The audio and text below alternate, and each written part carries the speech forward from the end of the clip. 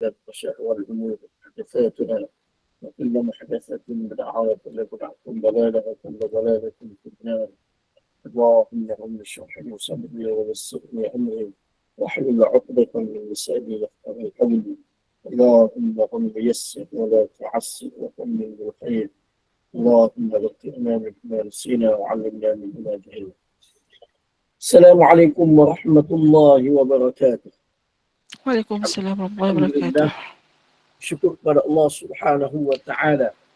Allah Subhanahu wa taala masih lagi memberi kesempatan kepada kita untuk dapat sama-sama kita hadir ke majlis ilmu pada pagi ini secara maya.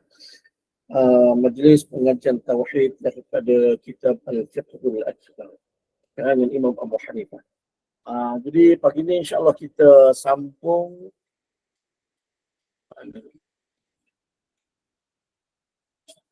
masih lagi perbincangan berkenaan dengan sifat-sifat Allah.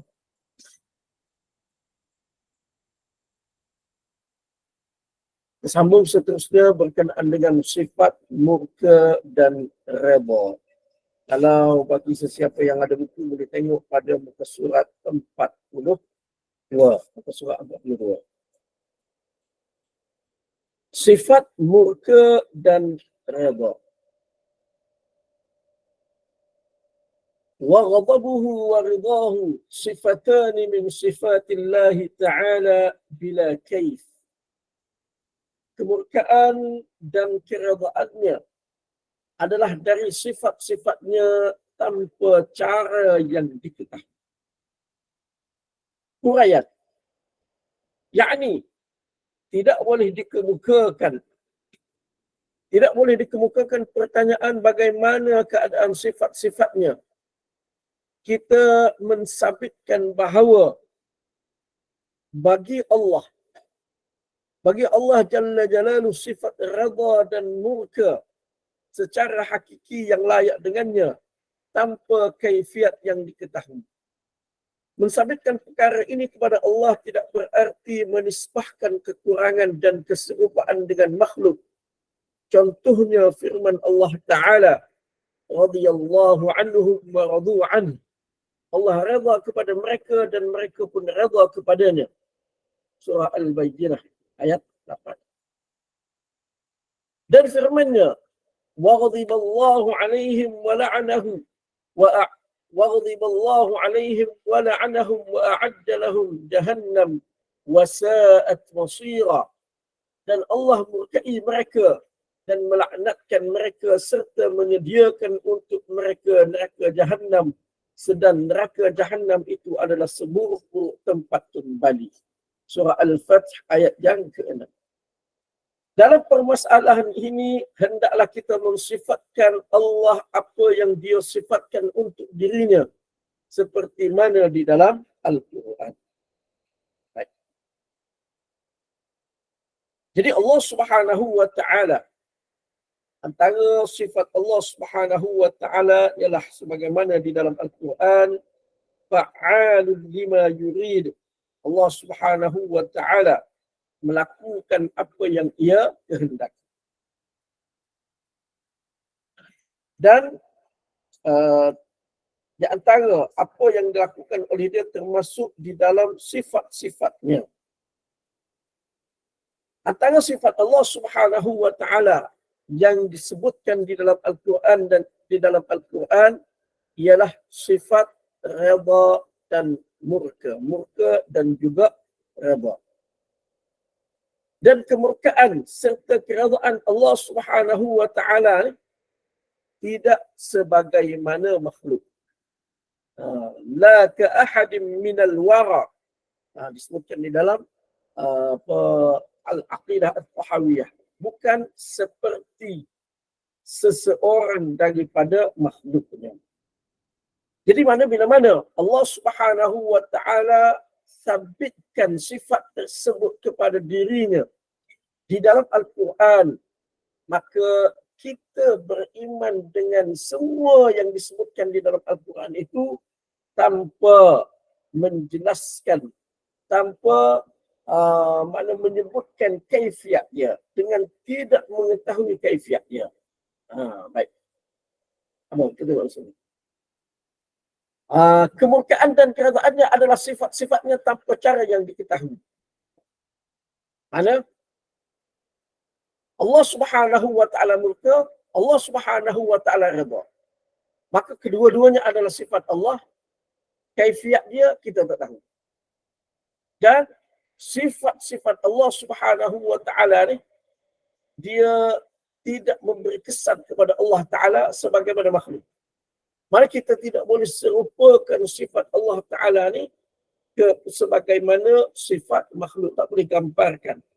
Sebagaimana sebelum ini saya telah jelaskan sebelum ini berkenaan dengan Allah Subhanahu wa taala ni, kita kena ingat ayat Al-Quran seperti firman Allah, antaranya firman Allah taala, laisa kamitslihi syai', tidak ada sesuatu pun yang seperti Allah taala.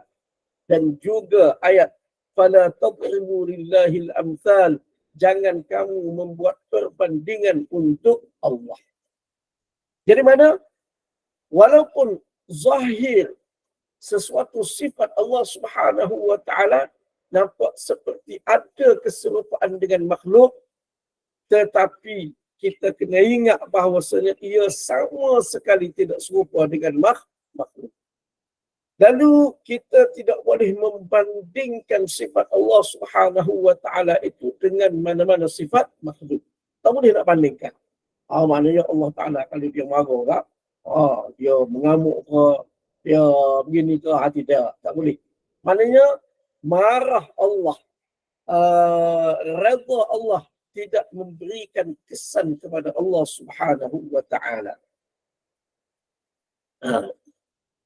Jadi seperti di dalam huraian ni, tidak boleh dikemukakan persoalan, pertanyaan bagaimana keadaan sifat-sifat Allah Ta'ala tersebut. Tak boleh tanya macam mana bentuk dia marah, macam mana bentuk dia redha. Sebagaimana kita tanya persoalan kita kemukakan tentang makhluk. Kalau tentang makhluk kita boleh tanya, dia marah, macam mana dia marah? Mengamuk, boleh. Tapi dengan Allah Ta'ala kita tak boleh tanya bagaimana keadaan sifat-sifat dia. Cuma kita sabitkan bila mana Allah Ta'ala sebut sedemikian sifat dia, kita terima. Makna redha kita tahu, makna murka kita tahu. Tetapi murka dan redha kaifiatnya bagi Allah Ta'ala, yang tu kita tak tahu. Yang tu yang selayak al-la'iqu bijalalihi, yang layak dengan ketinggian, dengan keagungan Allah Subhanahu wa taala. Baik. Kemudian kita mensabitkan sifat itu kepada Allah Taala. Bukan bererti kita rasa Allah Taala kurang. Bila Allah Taala ada sifat pemarah, sifat murka, sifat murka ni sifat yang tak elok, contohlah kita kata. Padahal perlu juga manusia pun perlu kepada murka, perlu kepada marah. Kalau tak ada sifat tu, tak boleh juga jadi dayus juga oleh kalau manusia. Cuma Allah Ta'ala kita tidak boleh nak gambarkan sedemikian. Tidak gambarkan Allah Ta'ala seperti makhluk. Cuma bila mana Allah Ta'ala sabitkan sifat itu kepada diri dia, maka kita tidak boleh kata itu adalah merupakan satu kekurangan bagi Allah Subhanahu wa Ta'ala. Kita tidak boleh katakan itu adalah satu bentuk keserupaan Allah Subhanahu wa Ta'ala dengan makhluk. Di dalam Al-Quran, Allah Ta'ala sebut di banyak tempat Allah redha. Terutama sekali bila mana ayat yang menyebutkan tentang sahabat-sahabat radhiyallahu anhum. Beberapa tempat Allah Subhanahu wa Ta'ala sebut radhiyallahu anhum wa radu an. Banyak tempat di dalam surah Al-Bayyinah ni, di dalam surah At-Taubah ayat ke-1 dan juga di tempat-tempat yang lain. Banyak Allah Ta'ala sebut Allah redha dan mereka redha kepada Allah Subhanahu wa Ta'ala. Begitu juga di dalam berkenaan dengan sifat marah, sifat murka terdapat di dalam beberapa ayat Al-Quran. Di dalam surah An-Nisa pun ada, bila mana Allah Subhanahu wa Ta'ala sebut tentang orang yang melakukan pembunuhan secara sengaja. Di situ pun Allah Ta'ala sebut kemurkaan dia, marah dia kepada orang yang melakukan perbuatan tersebut. Dan terdapat di dalam beberapa ayat yang lain. Jadi di dalam mengimani segala sifat-sifat Allah, maka kita kena beriman dengannya sebagaimana yang Allah Ta'ala sifatkan untuk diri dia, sebagaimana yang terdapat di dalam Al-Quran dan juga di dalam hadis-hadis Nabi Sallallahu Alaihi Wasallam. Mana tak boleh kita nak serupakan, nak kaifiatkan, nak serupakan dengan sesuatu yang lain. Tak boleh nak talak. Tak boleh nak talak. Sebab apa? Sebab ada disebutkan oleh Allah Subhanahu wa Ta'ala di dalam Al-Quran.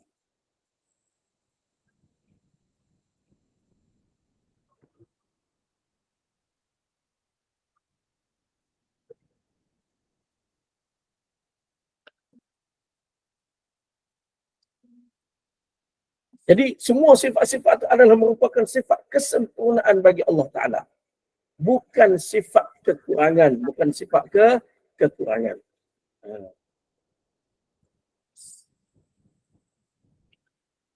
Jadi dalam contoh dalam ayat yang lain, wala tadghaw fihi fayahilla 'alaikum ghadabi wa man yahlil 'alaihi ghadabi faqad hawa. Situ pun ada. Maksudnya jangan melampaui batas. Kerana jika kamu melampaui batas akan kamu akan memperolehi kemurkaan daripada aku. Baik. Kemudian di dalam hadis pun ada Nabi SAW bersabda, Inna Rabbi ghadiban yawm ghadaban lam yaghdab qablahu mithluh wala yaghdabu ba'dahu mithlah. Tuhanku murka pada hari itu dengan kemurkaan yang dia tidak murka sebelumnya seumpama itu, dan dia tidak murka selepasnya seumpama itu. Jadi mana terdapat di dalam beberapa ayat Al-Quran dan juga di dalam hadis Nabi SAW yang menthabitkan Allah Subhanahu wa Ta'ala redha dan murka. Seperti di dalam hadis Nabi SAW bersabda,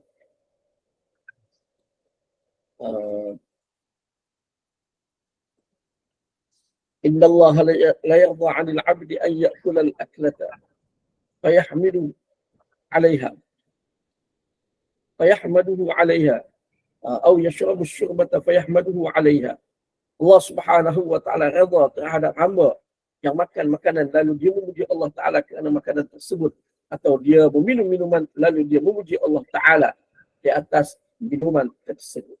Jadi mana terdapat banyak ayat-ayat Al-Quran dan hadis-hadis yang mensabitkan kedua-dua sifat tersebut. Jadi kita terima sebagaimana apa yang terdapat di dalam Al-Quran dan juga hadis Nabi Sallallahu Alaihi Wasallam. Kemudian kita pergi kepada sifat yang seterusnya. Sifat mencipta dan hubungannya dengan sifat-sifat yang lain.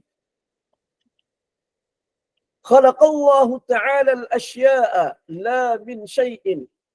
Wa kana Allah ta'ala 'aliman fil azali bil ashya' qabla kauniha wa huwa alladhi qaddara al-ashya'a wa qadaha. ولا يكون في الدنيا ولا في الآخرة شيء إلا بمشيئته وعلمه وقضائه وقدره وكتبه في اللوح المحفوظ ولكن كتبه بالوصف لا بالحكم. Allah telah mencipta benda-benda, mana perkara-perkara daripada tiada. Dan Allah mengetahui sejak azali lagi tentang benda-benda, tentang perkara-perkara tersebut sebelum kewujudannya lagi. Dialah yang menentukan takdir dan qada setiap sesuatu. Tidak ada sesuatu pun di dunia dan di akhirat kecuali ada dengan kehendaknya, ilmunya, keputusannya, takdir ketetapannya, dan tertulisnya di lauh mahfuz. Tetapi ditulisnya dengan sifat, bukan dengan hukum. Jadi mana Allah Subhanahu wa Ta'ala mencipta segala perkara bukan daripada sesuatu yang lain. Walaupun berkenaan dengan sifat mencipta Allah Subhanahu wa Ta'ala, sebelum ni kita dah lalui, sebelum ni kita dah belajar, maknanya ada beberapa sifat Allah Ta'ala, sana'a, khalaqa, bada'a dan sebagainya. Yang tu kita dah temui dah di dalam mana perbahasan sebelum ini. Dan di antara sifat lafaz-lafaz yang menunjukkan sifat mencipta Allah Ta'ala tu ada sifat yang menunjukkan Allah mencipta tanpa dengan bukan daripada sesuatu yang lain. Ada juga sifat yang menunjukkan Allah mencipta dengan daripada sesuatu yang lain. Maknanya adalah asalnya seperti manusia, Allah menciptakan manusia daripada tanah.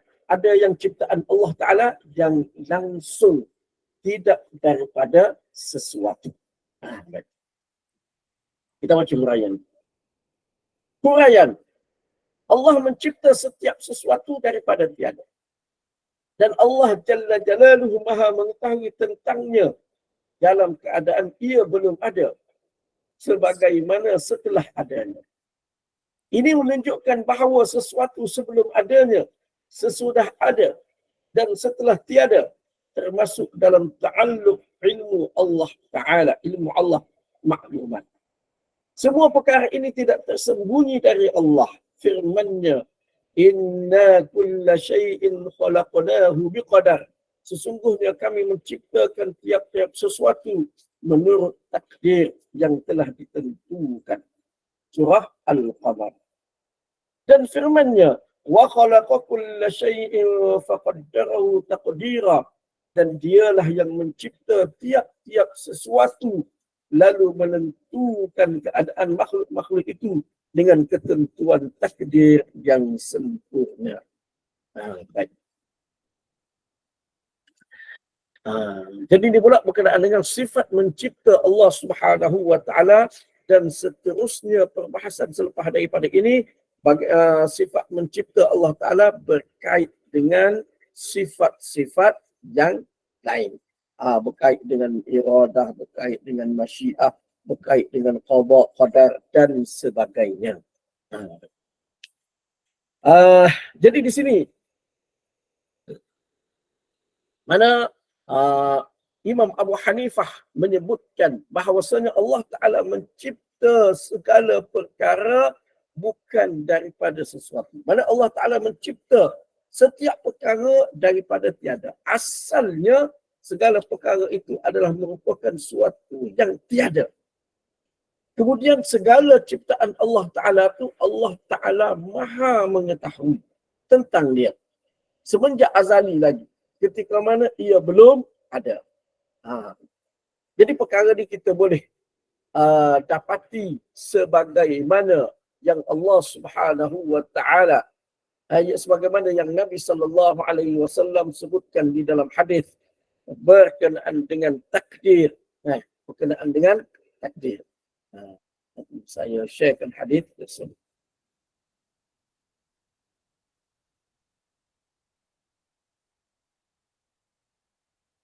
Tak habis. Jadi ya, tidak.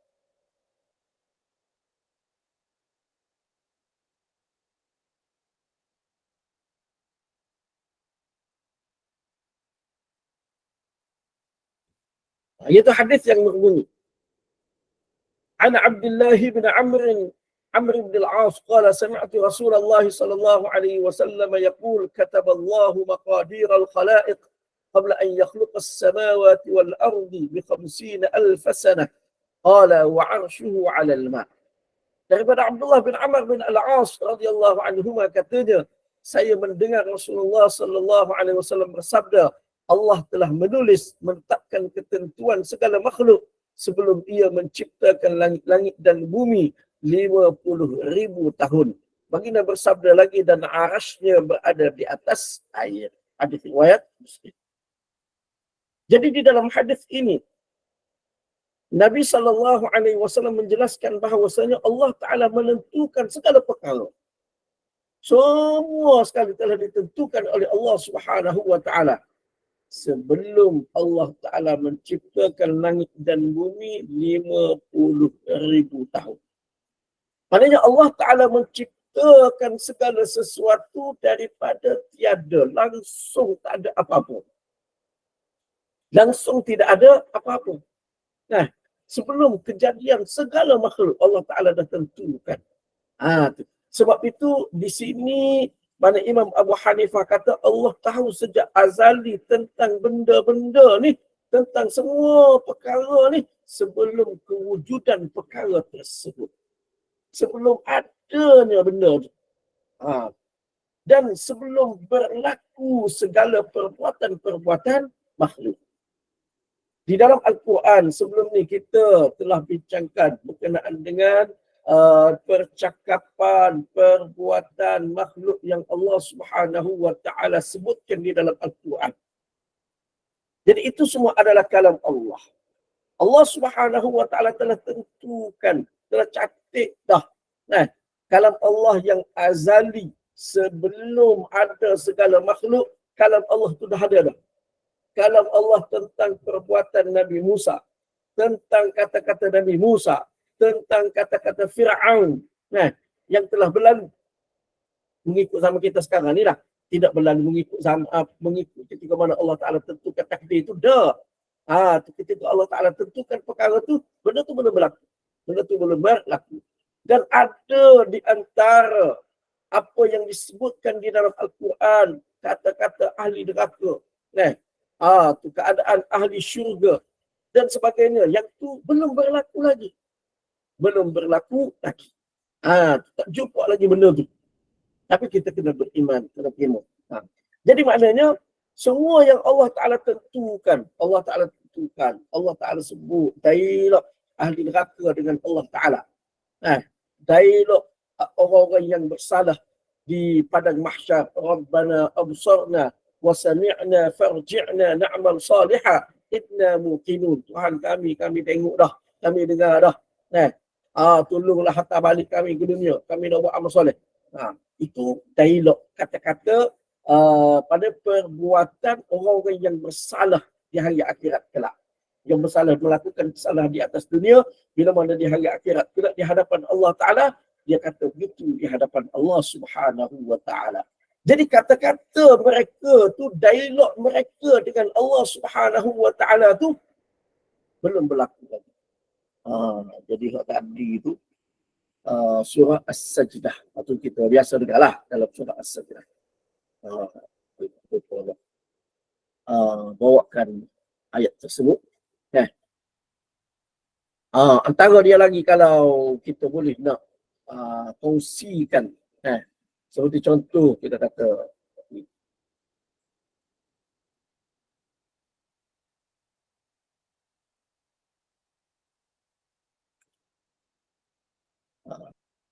seperti di dalam surah Al-Ahzab, ayat yang ke-berapa? Ayat yang ke-37. Ayat yang ke-37.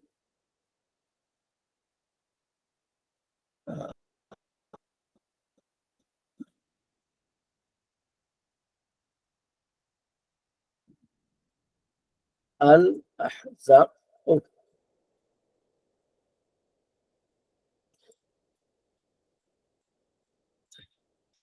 Wahum yastarikhuna fiha. Boleh tengok di mana dia. Ayat tersebut Syekh. Wahum yastarikhuna fiha. Rabbana akhrijna na'mal salihah ghayra alladhi kunna na'mal.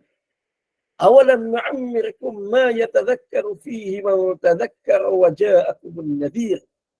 Fadhuqu fama lidh-dhalimina min nasir.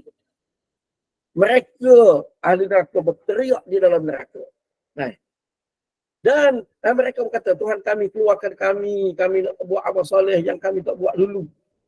Allah Ta'ala jawab. Maksudnya sama ada Allah Ta'ala ataupun tidak Allah Ta'ala. Bukankah kami telah beri umur kepada kamu yang cukup untuk kamu ambil peringatan? Dan telah datang kepada kamu pengancam. Jadi itu dialog yang akan berlaku di hari akhirat besok. Ketika mana ahli neraka telah memasuki neraka. Jadi dialog itu adalah merupakan ciptaan Allah Ta'ala, merupakan ketentuan Allah Ta'ala. Dan ia belum berlaku lagi. Dan Allah Subhanahu wa Ta'ala telah mengetahuinya dan Allah Ta'ala telah menentukannya sebelum ada segala perkara. Mana 50,000 tahun sebelum kejadian langit-langit dan bumi, Allah Ta'ala telah mencipta ahli neraka, telah mencipta, mengadakan dialog antara ahli neraka dengan Allah Subhanahu wa Ta'ala. Walaupun sehingga sekarang perkara itu masih belum berlaku. Baik. Begitu juga Allah Subhanahu wa taala mengetahui tentang sesuatu perkara setelah adanya perkara. Sebelum berlaku perkara tu memang Allah Taala sudah tahu bahawasanya dia pasti akan berlaku. Dan setelah berlaku perkara tersebut Allah Taala memang tahu. Nah, dia berlaku, pasti berlaku. Mana tidak kata setelah perkara tu berlaku Allah Taala ataupun setelah perkara tu ada Allah Taala tak tahu. Lepas pada tu baru Allah Taala tahu. Baik. Jadi mana ini menunjukkan bahawa semua perkara sebelum ada, sesudah ada, setelah dan setelah tiada, semuanya berkait dengan ilmu Allah Subhanahu wa taala. Tidak lepas daripada ilmu Allah Subhanahu wa taala. Jadi ini adalah kepercayaan, akidah, pegangan Ahlus Sunnah wal Jamaah.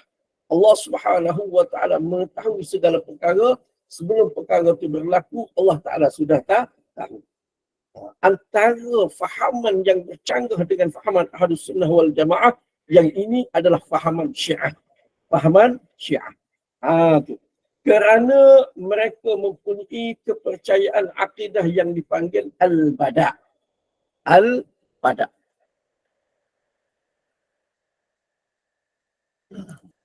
Jadi Al-Bada' ni maknanya mengetahui sesuatu perkara itu setelah nyatanya perkara tersebut.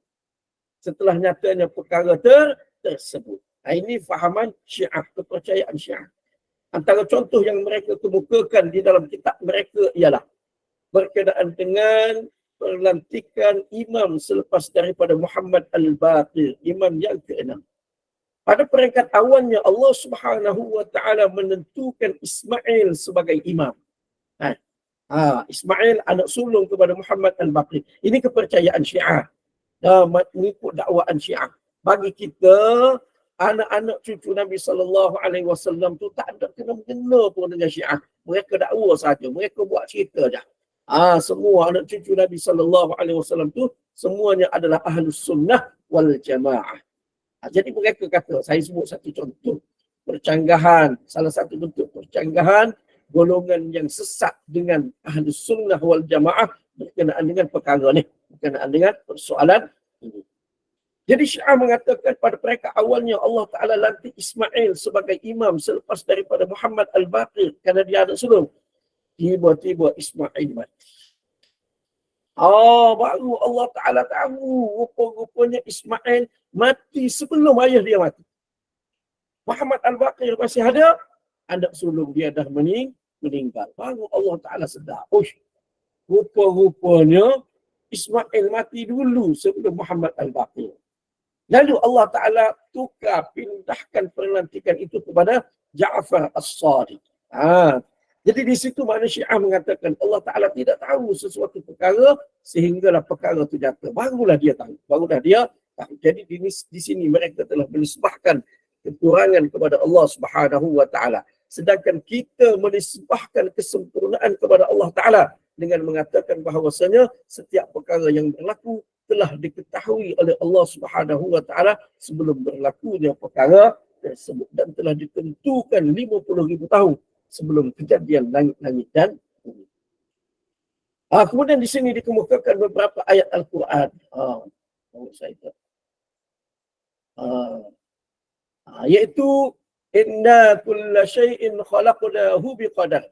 Sesungguhnya kami ciptakan tiap-tiap sesuatu mengikut takdir, mengikut sebagaimana yang telah kami tentukan.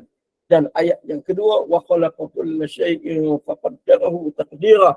Allah Ta'ala menciptakan tiap-tiap sesuatu lalu menentukan keadaan makhluk-makhluk itu dengan ketentuan takdir yang sempurna. Kemudian kita pergi kepada perbahasan seterusnya. Sebab sebahagian daripada perbahasan yang disebutkan di dalam teks asal Al-Fiqhul Akbar ni yang tu insya-Allah kita akan temui di dalam perbahasan selepas ini. Kita sambung kepada peringkat seterusnya. Iaitu 4 peringkat iman dengan qada dan qadar. Berdasarkan kepada kenyataan ini terdapat 4 peringkat dalam beriman dengan qada dan qadar. Pertama, beriman dengan ilmu Allah Jalla Jalaluhu yang azali tentang segala sesuatu sebelum kewujudannya, termasuklah perbuatan hamba yang belum dikerjakan. Kedua, Allah Jalla Jalaluhu mencatatkannya di dalam Lauh Mahfuz. Ketiga, beriman dengan kehendak Allah Jalla Jalaluhu yang meliputi segala makhluk dan kudratnya yang maha sempurna. Keempat, Allah mengadakan semua makhluk dan perbuatan-perbuatan mereka dan dialah pencipta mutlak. Baik. Jadi beriman, peringkat beriman dengan qada dan juga qadar. Jadi dia ada dari beberapa sudut lah. Dari sudut yang lain, dia ada pula perbahasan berkenaan dengan peringkat takdir. Peringkat takdir. Takdir umum, takdir individu, takdir tahunan, takdir harian. Yang itu insyaAllah saya akan kongsikan selepas ini. Jadi di sini disebutkan, ada pensyarah kepada kitab Al-Fiqhul Akbar ini, mana dia menyebutkan berkenaan dengan 4 peringkat beriman dengan qada dan juga qadar. Iaitu peringkat pertama, sebagaimana dalam teks yang dikemukakan oleh Imam Abu Hanifah itu, iaitu beriman bahawasanya Allah Ta'ala tahu segala perkara sebelum diciptakan perkara-perkara tersebut. Sebelum diciptakan benda-benda tersebut. Bermakna di antara kepercayaan kita dengan keimanan kita dengan qada dan qadar ialah kita beriman bahawasanya ilmu Allah azali tentang semua perkara ni sebelum wujudan perkara tersebut. Termasuklah perbuatan hamba. Jadi dari segi dalil terhadap kepercayaan tersebut, yang tu sebagaimana ayat hadis Nabi SAW yang telah saya kemukakan di atas. Hadis ini. Jadi hadis ini menjadi dalil bahawasanya Allah Ta'ala tahu segala perkara ni semenjak azali lagi sebelum Allah Ta'ala menciptakan perkara-perkara tersebut. Jadi itu adalah keimanan, salah satu daripada bentuk keimanan kepada takdir ketentuan Allah Subhanahu wa Ta'ala. Mana kita beriman bahawasanya Allah Ta'ala menentukan segala sesuatu, Allah Ta'ala tahu tentang segala sesuatu sebelum kejadian perkara tersebut. Sebelum kejadian sesuatu tersebut, termasuklah perbuatan hamba, Allah Ta'ala dah tahu dah. Allah Ta'ala dah takdirkan sebelum berlakunya perbuatan tersebut. Contoh yang saya kemukakan tadi antara dia seperti perbualan ahli neraka, dialog ahli neraka, dialog orang-orang yang salah di akhirat kelak. Jadi yang tu tak berlaku lagi. Nampak lagi nak berlaku. Tapi Allah Ta'ala dah tahu dah. Allah Ta'ala dah tahu, Allah Ta'ala dah tentukan semenjak azali lagi di dalam Al-Quran, kalam Allah Ta'ala yang tadi. Kemudian yang kedua, percaya, beriman dengan qada dan qadar dari segi mana? Dari segi Allah Ta'ala catatkannya di dalam Lauh Mahfuz. Jadi mana segala ketentuan yang berlaku kepada makhluk, segala ketentuan yang berlaku kepada manusia dan semua makhluk, semuanya dicatatkan di Lauh Mahfuz. Maknanya peringkat awal, mula-mula Allah Ta'ala tahu segala perkara yang akan berlaku. Allah Ta'ala tentukan segala perkara yang telah berlaku. Kemudian Allah Ta'ala catatkannya di Lauh Mahfuz. Antara dalil di dalam hadis Nabi SAW. Saya tak pasti hadis ini saya pernah kongsikan ataupun tidak dengan peserta kuliah. Tak apa, kita share. Kalau dah kongsikan pun, mungkin di dalam perbahasan yang lain, jadi kita share pula.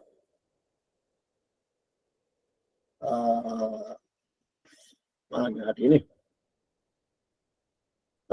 Tak lengkap lagi.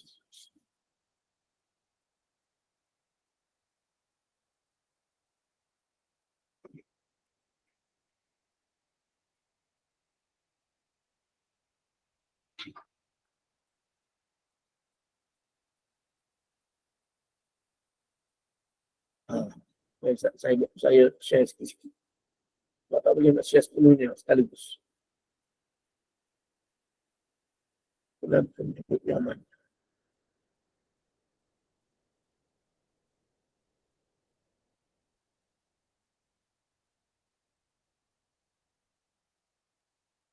Dia menciptakan langit-langit dan bumi. Oh, macam tu juga.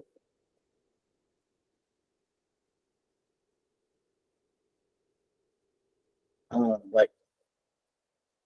Jadi hadis ini panjang. Panjang hadis ini. Iaitu riwayat. Hadis yang diriwayatkan oleh Imam Al-Bukhari. An Imran bin Husain radhiyallahu anhuma. Qala dakhaltu 'ala an-nabiy sallallahu alaihi wasallam wa aqaltu naqati bil bab fa idza nasun min bani Tamim qala aqbil al-bushra ya bani Tamim qalu qad bashartana fa'atina marratayn ثم دخل عليه ناس من أهل اليمن فقال اقبل البشرى يا أهل اليمن إذ لم يقبلها بنو تميم قالوا قد قبلنا يا رسول الله قالوا جئناك نسألك عن هذا الأمر قال كان الله ولم يكن شيء غيره وكان عرشه على الماء وكتب في الذكر كل شيء وخلق السماوات والأرض فنادى مناد ذهبت ناقتك يا ابن الحسين فانطلقت فإذا هي يقطع دونها السراب فوالله لوددت أني كنت تركتها. Daripada Imran bin Husain radhiyallahu anhu, katanya saya masuk menemui Nabi SAW dan saya mengikat unta saya dekat pintu.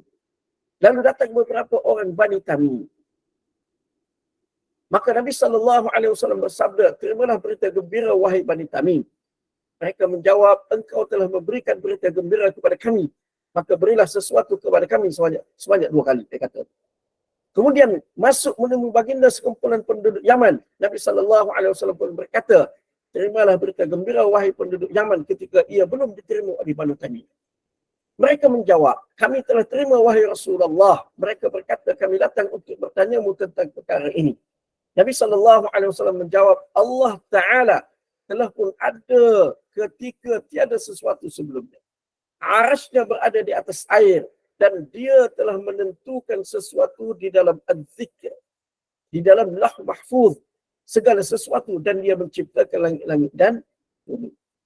Tiba-tiba bersuara seorang penyeru, telah pun pergi untamu wahai Ibn Husain. Saya pun pergi rupa-rupanya Fata Burkana telah memotong pandangan terhadapnya. Demi Allah ingin sekali kalaulah saya tidak meninggalkannya. Baik.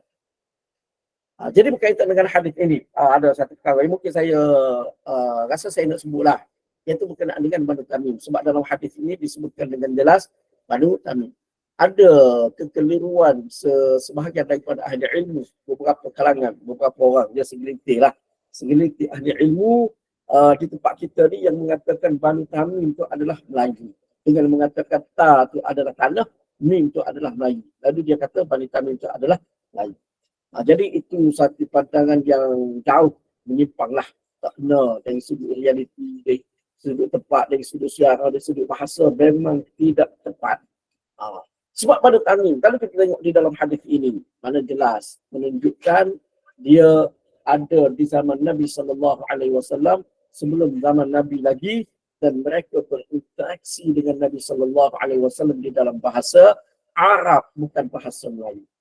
Dan kalau kita belajar kitab-kitab nahwu, kitab-kitab grammar, kaedah bahasa Arab, kitab-kitab tinggi seperti Fathul Nada, seperti Ibnu Aqil, Syarah Ibnu Aqil, kita akan temui perbahasan khilaf dalam masalah kaedah bahasa Arab. Dan khilaf tersebut khilaf tersebut berlaku kerana perbezaan kabilah di dalam menuturkannya. Antara dia kabilah Banu Tamim. Itu mana ada sebut dalam kitab-kitab nahwu seperti dalam Fathul Nada tu dia sebut Banu Tamim berpandangan begini. Itu mana khilaf berkenaan dengan kaedah bahasa Arab. Jadi antara yang dimasukkan dalam perbahasan perbezaan pandangan dalam kaedah bahasa Arab adalah puak-puak Banu Tamim. Kabilah bahasa yang digunakan pakai oleh kabilah Banu Dari situ je lah. Bahasa dia pun bahasa Arab. Perbahasan tentang bahasa dia pun dalam perbahasan kaedah bahasa Arab. Tak ada kena-mengena langsung dengan Melayu. Jadi kita pun tak faham. Nak angkat Melayu tak ada, tak apa. Nak pertahankan bangsa ke apa ke. Tak apa, tapi biarlah berfakta. Biarlah berfakta. Jangan menyimpang jauh daripada fakta. Baik. Jadi di dalam hadis ini cerita Imran bin Husain radhiyallahu anhu. Mana dia pergi tanya Nabi sallallahu alaihi wasallam, mana cerita sebelum itu, mana berkenaan dengan apa dipanggil Banu Tamim, apa berkenaan dengan penduduk Yaman. Selepas daripada itu penduduk Yaman tanya Nabi sallallahu alaihi wasallam. Kami nak tanya tentang perkara ni. Cuma diringkaskan hadis ini, lalu Nabi sallallahu alaihi wasallam menjawab, Allah Taala telah pun ada ketika tiada sesuatu sebelum. Ini yang kita kena beriman. Beriman Allah Ta'ala ada semenjak asal. Semenjak azali. Nah, perkara-perkara lain semua belum ada lagi ketika mana Allah Subhanahu Wa Ta'ala telah pun ada. Arasnya berada di atas air dan dia telah menentukan sesuatu di dalam az-zikr. Yang dimaksudkan dengan az-zikri di dalam hadis ini ialah lauh mahfuz. Lauh mahfuz.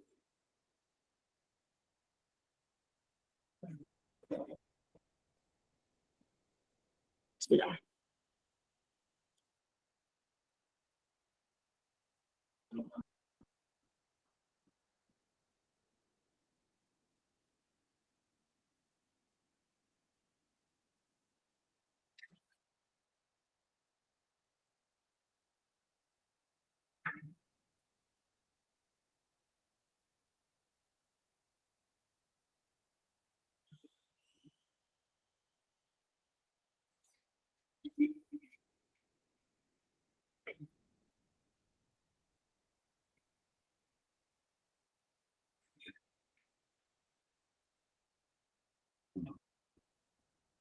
Jadi mana di dalam hadis ini? Di dalam hadis ini mana Nabi sallallahu alaihi wasallam sebut Allah Taala menentukan sesuatu di dalam Lauh Mahfuz sebelum sesuatu itu ada. Sebelum dia menciptakan langit-langit dan bumi. Dalam hadis yang kita baca tadi, Allah Taala sebelum menciptakan langit bumi 50,000 tahun Allah Taala telah tetapkan segala perkara. Mana 50,000 tahun Allah Taala telah tentukan segala sesuatu. Kemudian Allah Ta'ala catatkan, tentukan semua ciptaan dia tu, semua perkara ni dalam Lauh Mahfuz sebelum penciptaan langit-langit dan bumi. Cuma ditentukan di dalam Az-Zikr, di dalam Lauh Mahfuz ini tidak disebutkan tempoh dia, jarak dia dengan ciptaan langit-langit dan juga bumi. Mana di sini berkenaan dengan keimanan kita. Maknanya peringkat yang kedua di dalam beriman dengan qada dan qadar ini, iaitu kita beriman bahawasanya Allah Ta'ala mencatatkan ketentuan dia di dalam Lauh Mahfuz. Kemudian ada lagi hadis yang lain. Ada beberapa hadis yang mana hadis dia tu panjang-panjang. Ada berkenaan dengan peringkat keimanan yang kedua ni. Hadis ni pun panjang ni hadis. Di dalam Sunan At-Tirmidzi. Saya kemukakan terjemahan dia sajalah. Saya kemukakan hadis dia sekali. Jadi panjang pula nak kena copy paste. Sikit. Dia nak copy paste sekali pun tak dapat. Okay.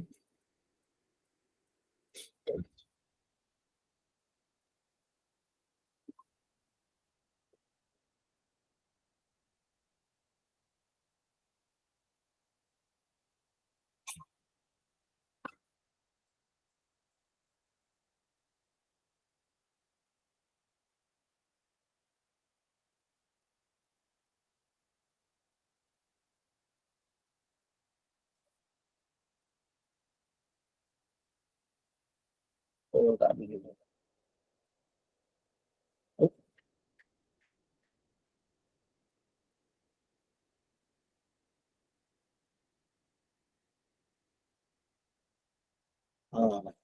Jadi hadis panjang.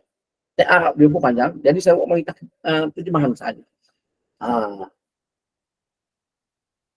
Karena dalam hadis ini, saya kesimpulan saja, tidak terjemah satu-satu. Dalam hadis ini mana Nabi SAW keluar kepada sahabat-sahabat dalam keadaan di tangan Nabi itu ada 2 kitab, 2 buku, 2 kitab, kanan dan juga kiri. Cuma ulama khilaf lah. 2 kitab tu adakah dengan mana hakiki ataupun majazi? Adakah memang betul ada 2 kitab tu di tangan Nabi ataupun Nabi tunjuk sebagai gambaran saja? Ini 2 kitab, tak ada boleh jadi dua-dua.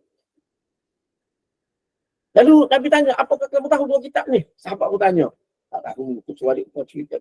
Dan Nabi SAW sebut, di dalam kitab ni daripada di sebelah tangan kanan, di dalamnya terdapat nama-nama ahli syurga, nama datuk nenek dia dan kabilah-kabilah dia. Kemudian dikumpulkan secara umum sehingga yang terakhir dari kalangan mereka dengan tidak ditambah dan tidak dikurangkan sama sekali. Itu yang pertama, sebelah kanan. Karena Allah Nabi SAW tunjuk dalam kitab ni nama-nama ahli syurga. Kemudian Nabi akak pula kepada kitab yang berada di tangan kiri dia. Lalu Nabi SAW kata, ini adalah satu kitab daripada Tuhan sekalian alam. Di dalamnya terdapat nama-nama ahli neraka, nama datuk nenek dan kabilah-kabilah mereka. Kemudian dikumpulkan secara umum sehingga yang terakhir dari kalangan mereka dengan tidak ditambah dan tidak dikurangkan sama sekali. Timbul persoalan daripada sahabat untuk apa beramal. Kalau begitu, yang ini insyaAllah kita akan bahaskan selepas daripada ini berkenaan dengan iradah kauniyah, berkenaan dengan qada kauniyah, ketentuan dari segi kejadian dan juga ketentuan dari segi syarak. Yang itu kita akan bincangkan selepas ini. Sebab ada selepas. Jadi, apa yang nak saya sebutkan berkenaan dengan perbahasan kita pada hari ini, pada pagi ini, iaitu antara yang kita kena beriman berkenaan dengan takdir ni, iaitu takdir, ketentuan segala perkara ini telah dicatatkan oleh Allah Subhanahu wa taala di Lauh Mahfuz. Sehingga di dalam hadis ini mana Nabi SAW gambarkan seolah-olah ketetapan itu, ketentuan itu ada dalam kitab ini. Dan di antara ketentuan yang sudah dicatatkan di Lauh Mahfuz itu adalah berkenaan dengan ahli syurga dan ahli neraka. 2 buku. Jadi ulama mengatakan tidak mustahil kalulah Allah Ta'ala boleh tunjuk, mana boleh buat kepada Nabi SAW. Nabi turun dengan bawa 2 kitab tu, tunjuk, bawa. Lepas pada tu Nabi sebut apa yang ada di dalam 2 kitab ni. Setelah daripada itu Nabi SAW pun isyarat. Buang.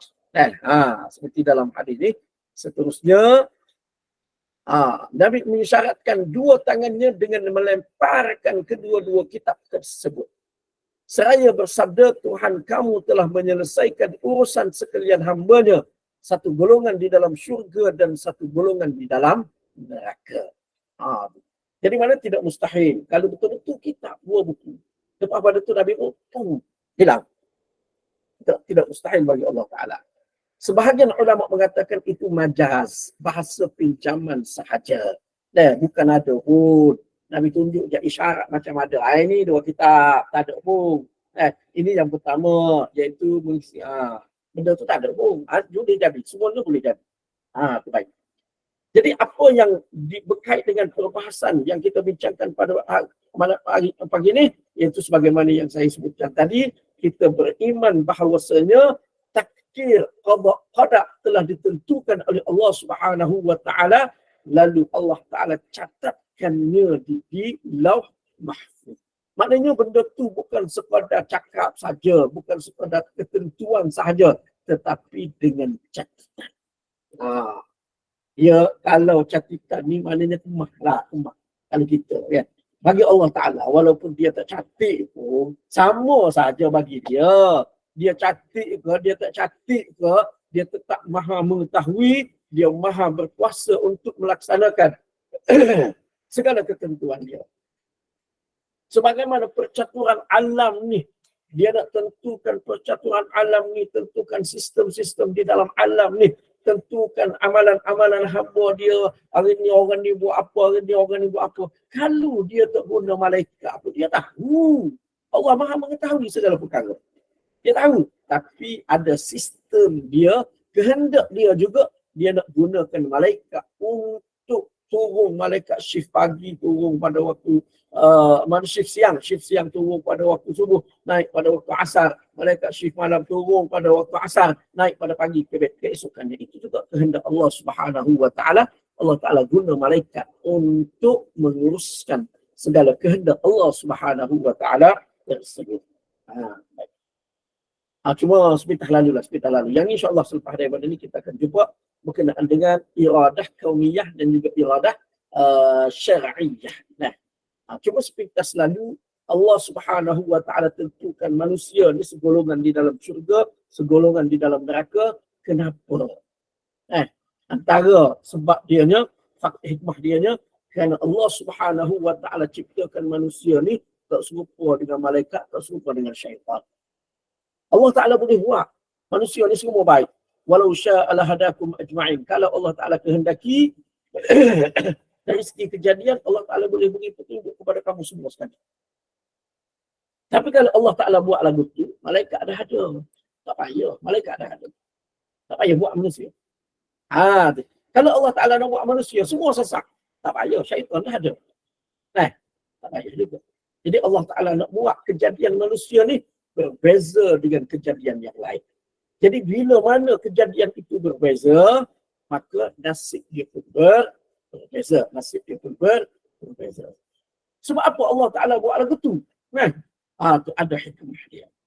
Hikmah yang kita tak tahu kenapa Allah Ta'ala buat itu. Sebagaimana kita tak tahu apa hikmah dia, Allah Ta'ala ciptakan syaitan. Allah Ta'ala ciptakan makhluk-makhluk. Allah Ta'ala ciptakan lalat. Nak pada benda busuk saja. Bagi minyak wangi tak nak. Allah Ta'ala ciptakan rama-rama. Nak kepada benda wangi saja.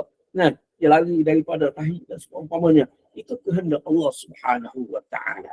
Ada hikmah di sebalik segala kehendak dan juga ciptaan Allah Subhanahu wa ta'ala. Itu sepintas tadi. InsyaAllah yang ini kita akan bincangkan selepas ini dalam bab seterusnya. Qada, hubungan qada dengan iradah. Baik. Ketiga, ini bentuk keimanan kepada qada dan juga qadar. Beriman dengan kehendak Allah Subhanahu wa taala yang meliputi segala makhluk dan kudratnya yang maha sempurna. Ini juga kita kena beriman. Mana kita beriman, kita percaya bahawasanya kehendak Allah ni meliputi semua makhluk dia. Mana tidak terlepas. Apa yang berlaku kepada makhluk tidak terlepas daripada kehendak Allah Subhanahu wa taala dan tidak terlepas daripada kudrah kekuasaan Allah Subhanahu wa taala yang maha sempurna. Kemudian di antara bentuk keimanan kepada qada, ketentuan Allah Subhanahu wa taala ni, iaitu Allah Taala buat semua makhluk, ciptakan perbuatan makhluk dan dialah pencipta mutlak. Sebagaimana sebelum ini pun saya rasa saya dah baca ayat tu, wallahu khalaqakum wa ma ta'malun. Allah Taala ciptakan kamu dan apa yang kamu lakukan. Jadi maknanya semua tu di bawah ciptaan Allah Subhanahu wa taala, termasuklah perbuatan Allah Subhanahu wa taala. Ayat.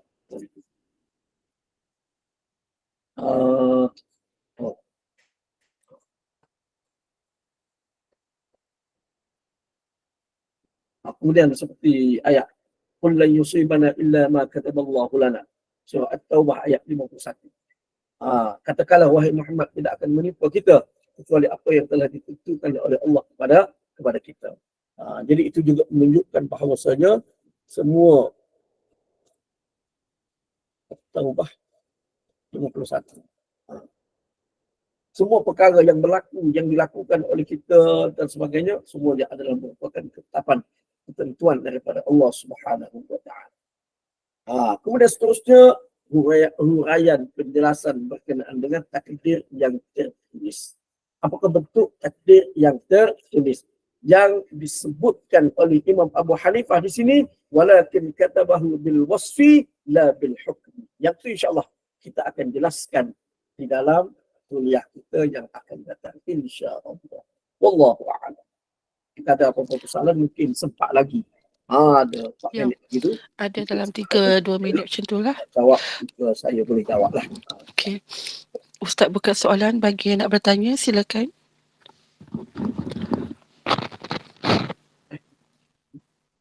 Tak dengar. Kejap. Saya tak dengar pun. Tak dengar? Oh.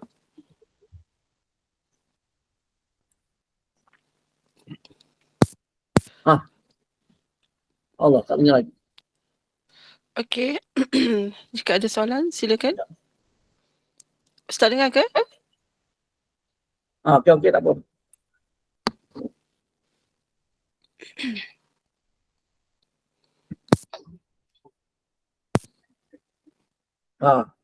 Boleh, okey. Rasanya semua dah jelas, Ustaz. Rasanya semua dah jelas, semua tak ada soalan tu.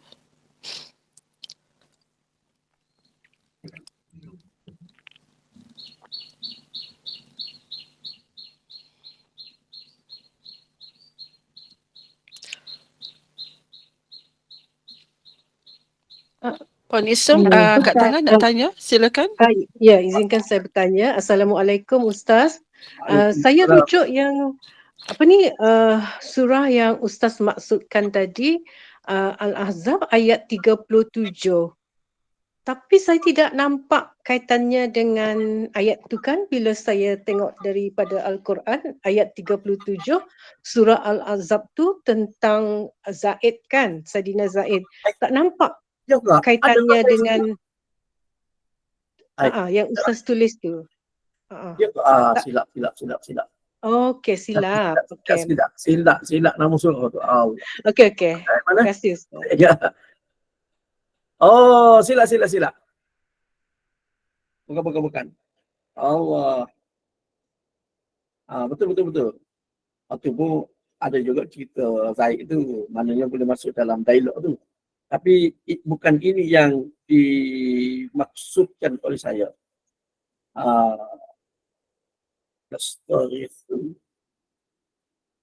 Surah Fatir, silap. Surah Fatir ayat 37. Silap. Surah Fatir ayat 37. Betul, silap.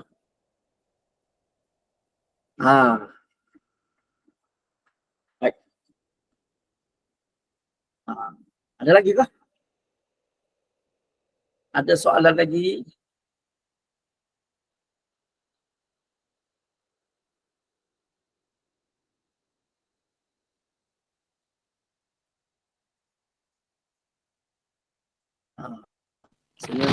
Baik Ustaz, setakat itu saja. Baik. Jazakallahu khairan kepada Ustaz Ahmad Nasim atas kesediaan berkongsi beberapa soalan, berkongsian ilmu yang cukup jelas bagi kita semua, bagi pengajar berkitab Al-Fiqh Al-Akhbar ini, dan bersandarkan kepada pengertian bahawa ketentuan dan pilihan Allah SWT itu adalah yang paling baik dibandingkan dengan pilihan yang kehendak kita sendiri. Dan perbaikilah tahap ilmu ini, amalan-amalan kita bagi mengukuhkan lagi ilmu pengetahuan yang mesti ada dalam bidang kita, bagi mempersiapkan diri dengan bekalan takwa terhadap Allah SWT. Dan terima kasih kepada para jemaah sudi duduk sampai ke akhir majlis ilmu ini, dan teruskanlah lagi ya dalam majlis ilmu ini pada pukul 8.35 bersama-sama dengan Al-Fadhil Ustaz Muhammad Azhar.